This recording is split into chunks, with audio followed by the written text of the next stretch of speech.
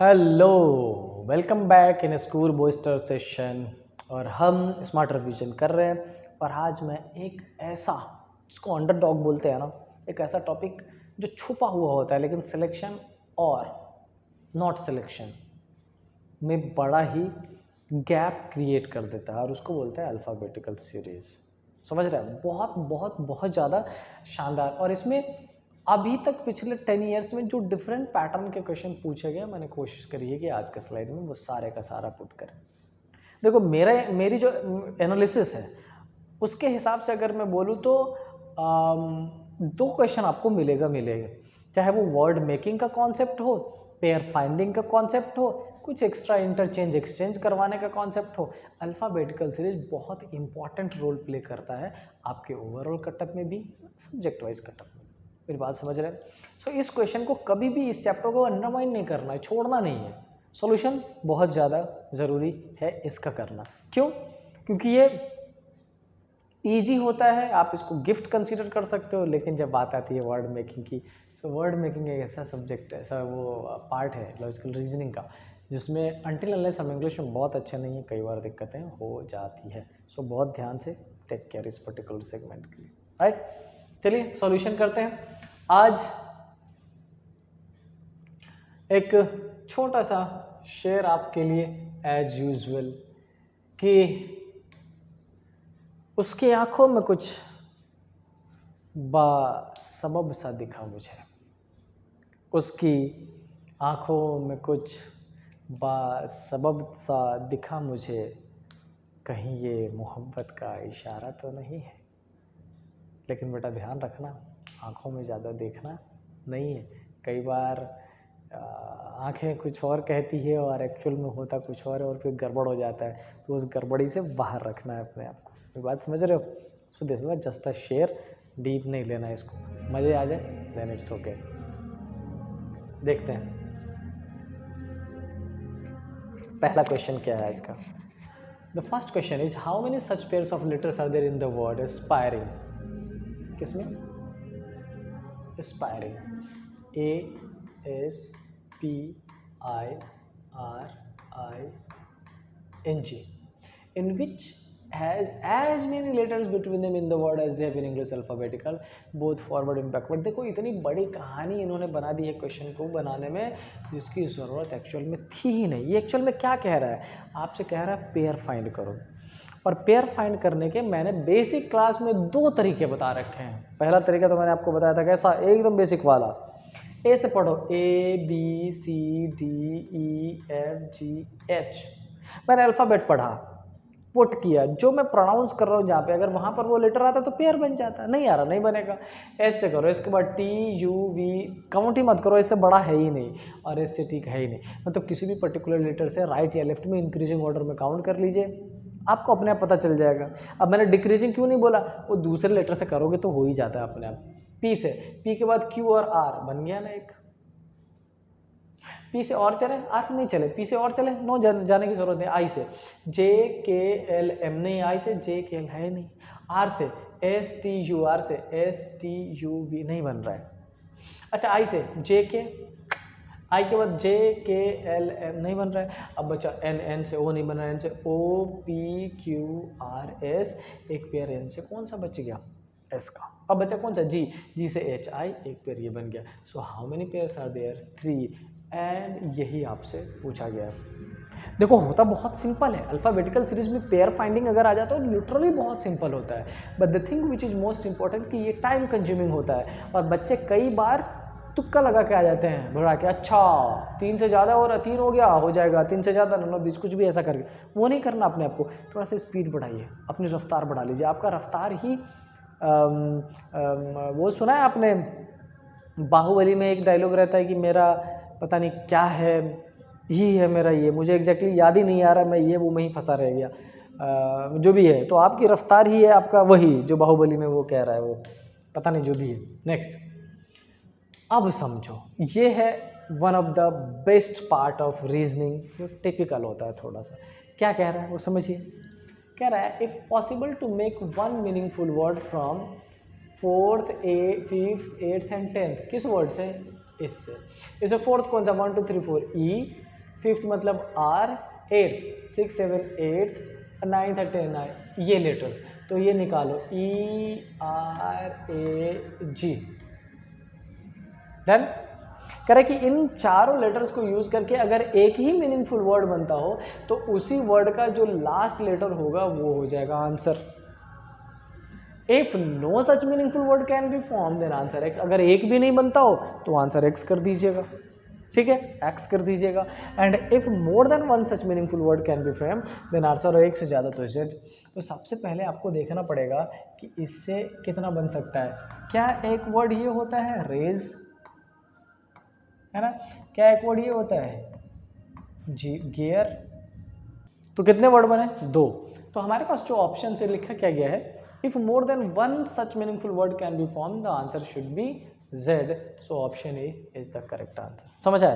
ये देखो ये वाला सेक्शन लिटरली बहुत शानदार होता है, इजी कई बार मिल जाता है आपको, लेकिन कई बार टिपिकल भी मिलता है। अगर आपको वर्ड्स की प्रॉपर इन्फॉर्मेशन ना हो, लेटर्स की प्रॉपर इन्फॉर्मेशन ना हो वर्ड्स मीनिंग फ्रेमिंग में, तो आप उसको छोड़ दीजिएगा, ये मेरी सजेशन है आपसे। क्यों? क्योंकि 35 में 35, 30 में 30 अटेम्प्ट करने का टारगेट लेके थोड़े जा रहे हैं अपन। चलो क्या लिखा है, if you form 4 letter meaningful word by using the third, fourth, fifth and seventh. कौन कौन सा?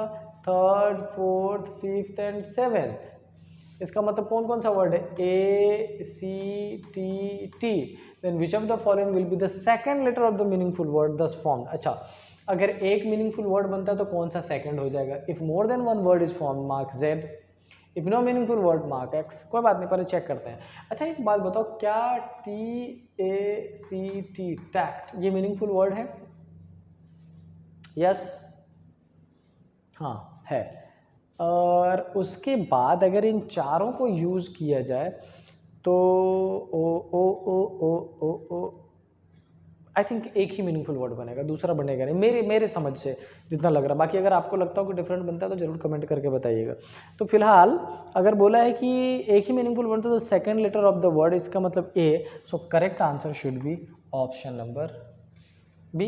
यस, देखो इसीलिए मैंने बोला था कि कई बार दिक्कतें होती हैं क्योंकि हमें पूरे वर्ड्स की इंफॉर्मेशन नहीं होती है, so keep it in mind, right. चलो अगर यहाँ पर एक भी वर्ड में फ्रेम नहीं कर पाता, सपोज कर लो कि इन चारों लेटर्स का यूज करके एक भी मीनिंगफुल वर्ड आंसर नहीं बन रहा है, तो हम आंसर कौन सा कर देते? No meaningful word is form, तो आंसर कौन सा कर देते? X, it means option number C. But चूंकि फिलहाल एक वर्ड करेक्ट हम बना पा रहे हैं तो हमारा आंसर क्या हो गया? Option number B. चलते हैं क्वेश्चन नंबर 4 की तरफ। Again this time it is something different, something different. सुनो, कई बार ना अल्फ़ाबेटिकल सीरीज में दिमाग पे बहुत ज़्यादा जोर देने की ज़रूरत पड़ जाती है, लेफ्ट साइड से राइट साइड से इंटरचेंज कर लो, ये कर लो, वो कर लो, लेकिन आपको जो बोला जा रहा है एग्जैक्टली कर दीजिए, 100% श्योर करेक्ट आंसर आएगा। हमारे पास वर्ड क्या है? कन्वर्जन, CONVERSION,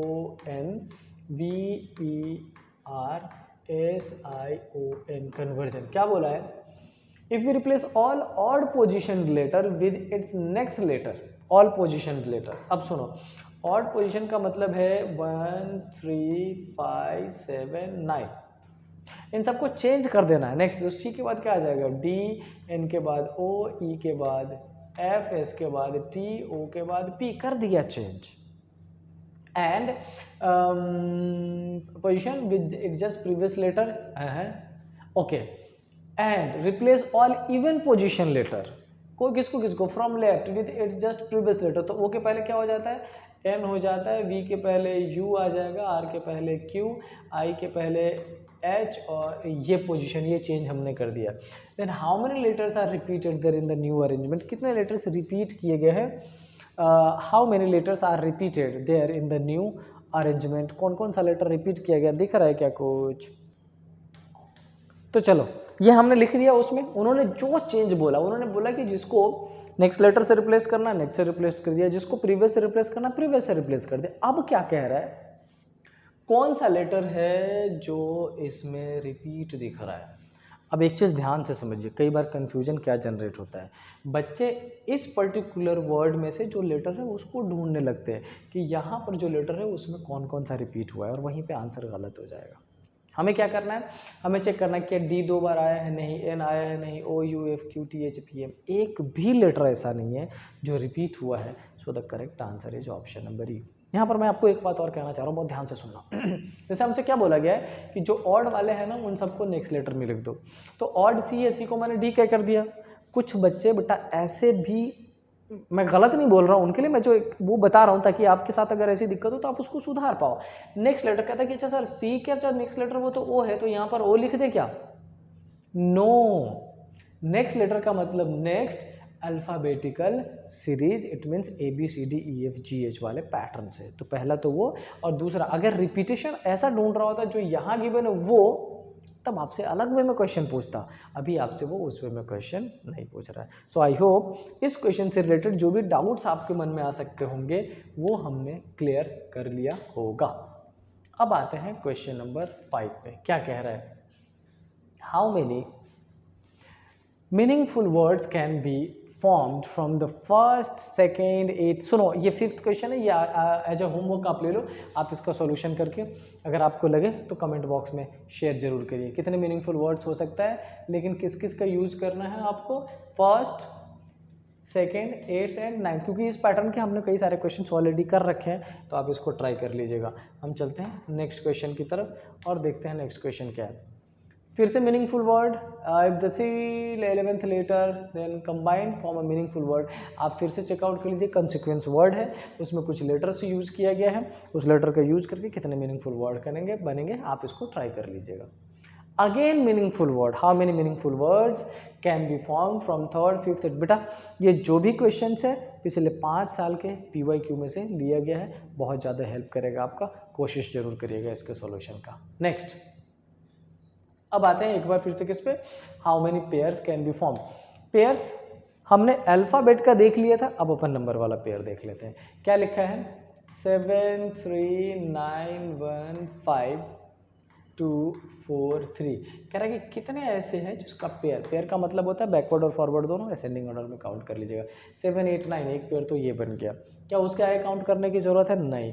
3 से 4 5 6 उसके आगे काउंट मत करिए, 3 4 नहीं बनेगा। 9 से तो बन ही नहीं सकता इंक्रीजिंग ऑर्डर में, 9 से डिक्रीजिंग में 7 बनना था, ऑलरेडी बना दिया। 1 से 1 2 3 4 एक ये बन गया, 1 2 3 दो ये बन गया। 5 से 6 7 8 नहीं बन रहा, 5 से 6 7 8 9 नहीं बन रहा है।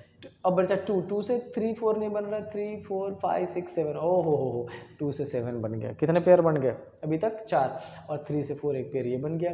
और अगर 4 से हमने 4 के बाद 5 6 7 8 नहीं बन रहा, तो 3 से भी नहीं बनेगा। कितने पेयर बने, 1 2 3 4 5। So the correct answer is more than 3, this is the correct answer. Right, चलिए चलते हैं नेक्स्ट पे, question number 8। So total question 8 था।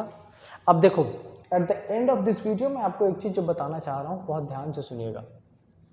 ब्लड रिलेशन कई बार बच्चे अटक जाते हैं, क्यों, क्योंकि थोड़ा टिपिकल क्वेश्चन हो तो हमारे ऊपर 20 मिनट में बहुत सारे, 20 मिनट में ना बोलो 18 मिनट में बहुत सारे क्वेश्चन सॉल्व करने का प्रेशर होता है, अपन अटकते। डायरेक्शन डिस्टेंस कई बार बच्चे अटकते हैं टाइमिंग में सॉल्व करने में। लेकिन बात रही अल्फ़ाबेट की, बात रही सिलॉग्स की, बात रही इनइक्वालिटी की, रैंकिंग ऑर्डर इन रैंकिंग वाला पैटर्न अगर आ जाता हो, आप बड़ी तसल्ली से बड़ी आसानी से सॉल्व कर सकते हो। ठीक है, तो आपकी कोशिश ये होनी चाहिए कि वैसा टॉपिक जिसमें आप अच्छे हो, जिसको बहुत शानदार तरीके से सॉल्व कर सकते हो, थोड़ा सा एक्स्ट्रा टाइम उस पर दो, क्योंकि वो आपके स्कोर को बूस्ट करेगा। ज़्यादातर बच्चे क्या करते हैं, अरे सर सिर्फ पजल सिटिंग अरेंजमेंट, या आई नो ज़्यादा इंपॉर्टेंस की चीज़ है, लेकिन बाकी चीज़ों को बिल्कुल ही छोड़ दें, इससे भी आपका काम नहीं चलेगा। So I think you should think and rethink about this.